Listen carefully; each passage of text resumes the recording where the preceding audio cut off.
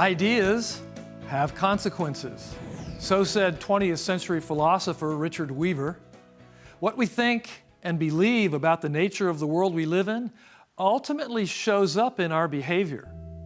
If a society believes, for example, that the world is a cosmic accident and that life is meaningless, having arisen through an arbitrary process of blind evolution, those ideas begin to show forth in behavior, in things like the widespread slaughter of inconvenient children by abortion, or gunmen rampaging through our schools, or the graceless intolerance where mobs online and in real life attempt to destroy those who refuse to profess the orthodoxy of political correctness. On the other hand, a society that believes its meaning is derived from a sovereign God who rules the world in justice and who also has sent His mercy into the world to redeem us, sees other behavior take hold.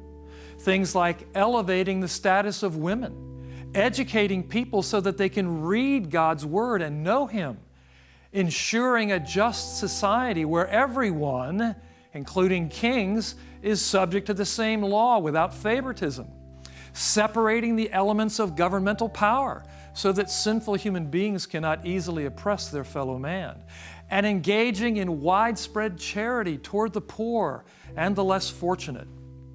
And indeed, those Christian ideals are what produced the culture of what we call Western civilization, a culture, we might add, showing signs of moral and spiritual wear and tear in our day. The largely Christian culture we inherited has never been perfect, for we live in a fallen world populated by sinners like you and me.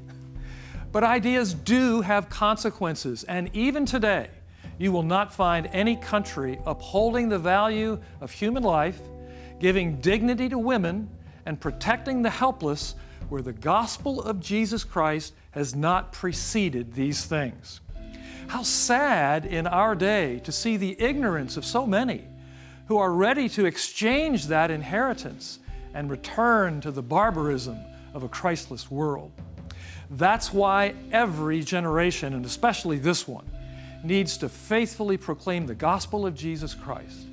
And for us who know and love Him, the clarion call of this Christmas season is joy to the world. The Lord is come. Let earth receive her King.